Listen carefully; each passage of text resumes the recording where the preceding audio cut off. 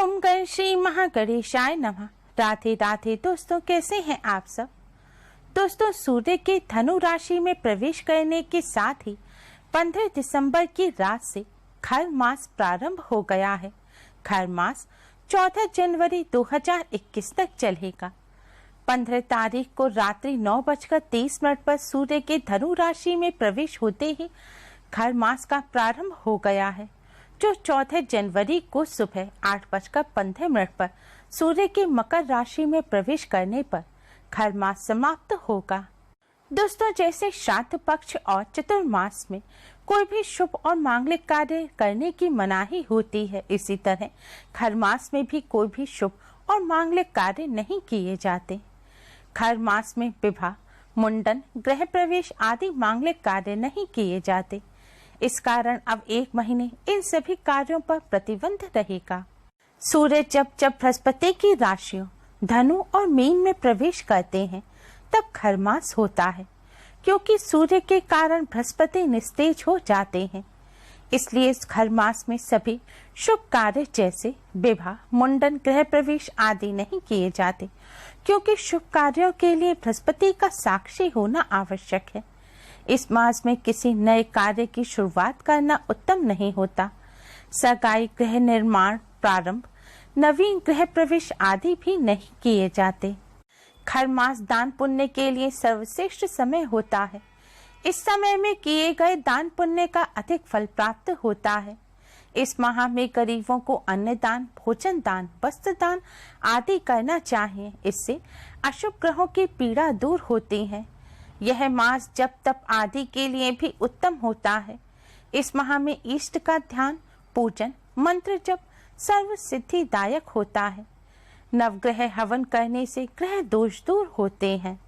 अगर कुंडली में बृहस्पति धनु राशि में हो तो इस स्थिति में भी इस माह में शुभ कार्य किए जा सकते हैं। नियमित किए जाने वाले शुभ कार्य या धार्मिक अनुष्ठान में खर मास का कोई बंधन नहीं होता, अतः इस प्रकार के कार्य आप इस माह में कर सकते हैं। सीमांत, जात कर्म और अन्नप्राशन आदि कर्म पहले से तय होने पर इस अवधि में किए जा सकते हैं।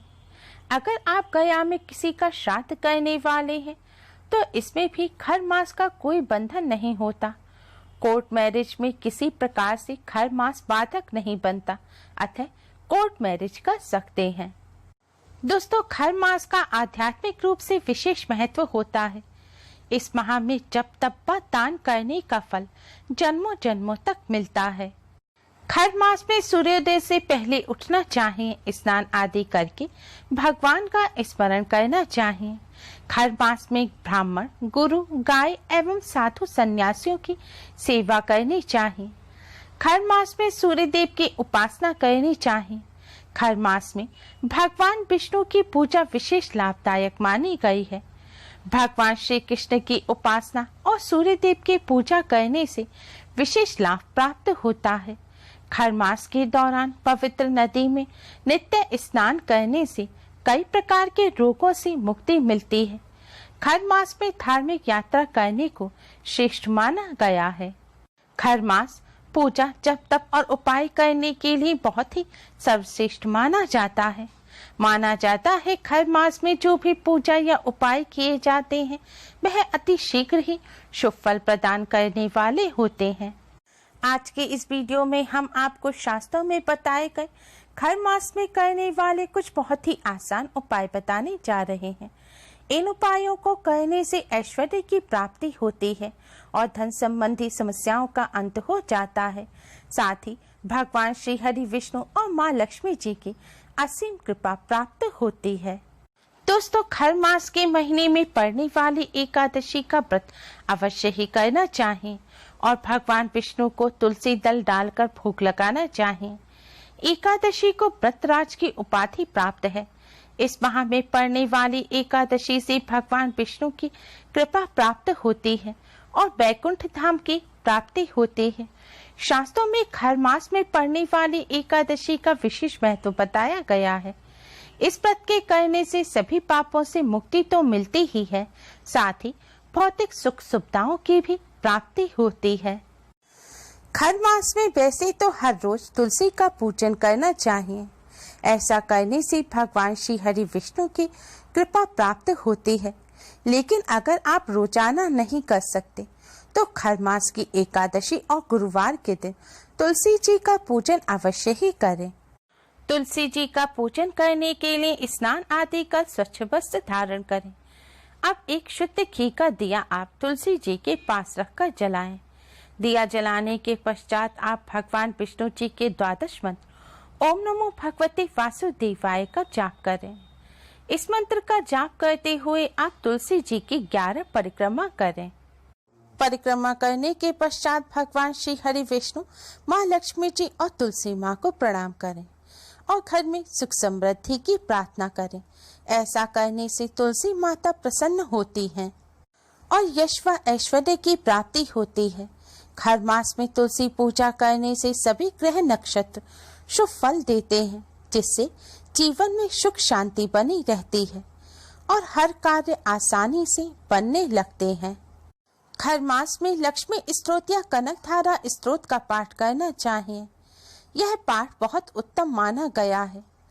इस स्तोत्र के मात्र पढ़ने या सुनने से धन धान्य की कमी नहीं होती और लक्ष्मी माता का आशीर्वाद प्राप्त होता है। खर मास में नियमित इसका पाठ करने से वैभव और सुख की प्राप्ति होती है। साथ ही परिवार के सदस्यों के बीच प्रेम भाव बना रहता है। इसके पाठ से शत्रुओं का भी विनाश होता है और हर क्षेत्र में कामयाबी मिलती है। दोस्तों, अगर आप कर्ज की समस्या से परेशान हैं या आपके घर धन नहीं टिकता या व्यापार में मंदी का दौर चल रहा है, तो आप खर मास के दौरान रोजाना पीपल वृक्ष का पूजन करें। पीपल वृक्ष का पूजन करने के लिए रोज सुबह आप शुद्ध जल में थोड़ी सी शक्कर और गंगा जल मिलाएं। अब यह जल आप पीपल वृक्ष पर चढ़ाएं। पीपल वृक्ष पर जल चढ़ाते समय आप भगवान विष्णु जी के द्वादश मंत्र ओम नमो भगवते वासुदेवाय का जाप करते रहें।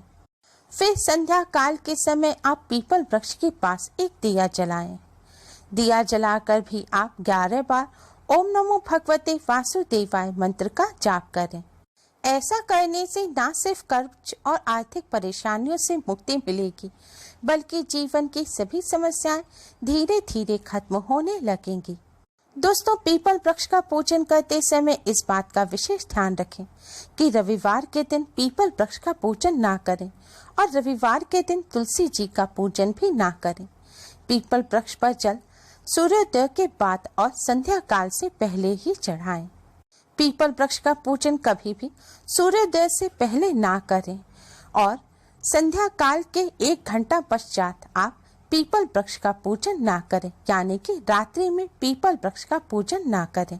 रात्रि में पीपल वृक्ष पर दरिद्रता का वास होता है और रात्रि के समय पीपल वृक्ष का पूजन करने से घर में गरीबी और दरिद्रता आती है। संध्या काल के बाद आप पीपल वृक्ष का स्पर्श भी ना करें। दोस्तों, खर मास में माता लक्ष्मी को प्रसन्न करने के लिए केवल माता लक्ष्मी की पूजा ना करें, उनके साथ भगवान विष्णु की भी पूजा करें। इसलिए उनको लक्ष्मी नारायण कहा जाता है। खर मास में केवल भगवान विष्णु या केवल लक्ष्मी जी की पूजा लाभकारी नहीं होती। खर मास में लक्ष्मी नारायण भगवान का साथ में पूजन करना चाहिए। नियमित इनकी पूजा करने से आर्थिक समस्याओं से मुक्ति मिलती है और धन संबंधी समस्याओं का अंत होता है। खर मास में कृष्ण कृष्णाय नमः मंत्र का जाप करना चाहिए। मान्यता है पीले वस्त्र धारण करके इस मंत्र का जप करना अधिक लाभदायी माना जाता है। इसके साथ ही दान पुण्य करने से सभी कष्ट दूर होते हैं। खर मास में दान व हवन करना अधिक पुण्यदायी माना गया है। दोस्तों, खर मास में इन उपायों को करने के साथ ही कुछ बातों का भी विशेष ध्यान रखना चाहिए। खर मास के दौरान विवाह, गृह प्रवेश आदि मांगलिक कार्य नहीं करने चाहिए। इस माह में मांस, शहद, चावल का माड़, चौलाई, उड़द, प्याज, लहसुन, नागर मोथा, गाजर, मूली, राई, नशे की चीजें, दाल, तिल का तेल और दूषित अन्न खाने से बचना चाहिए। इस महीने में झूठ बोलने से बचना चाहिए। इस माह में मन को शांत रखना चाहिए। संयम और धैर्य के साथ मास को पूर्ण करना चाहिए। मन में अच्छे विचार रखने चाहिए और जरूरतमंदों की मदद करनी चाहिए। दोस्तों, खर मास में भगवान श्री हरि विष्णु माँ लक्ष्मी जी की कृपा प्राप्त करने के लिए इन बातों का भी विशेष ध्यान रखना चाहिए। उम्मीद है आपको हमारी ये वीडियो पसंद आई होगी। प्लीज लाइक करें, हमारी इस वीडियो को अपने फ्रेंड्स और रिश्तेदारों में ज़्यादा से ज़्यादा शेयर करें, जिससे वह भी इसका लाभ उठा सकें। हमारी और भी वीडियोस के लिए हमारे चैनल को सब्सक्राइब करना ना भूलें। Thanks for watching. Radhe Radhe.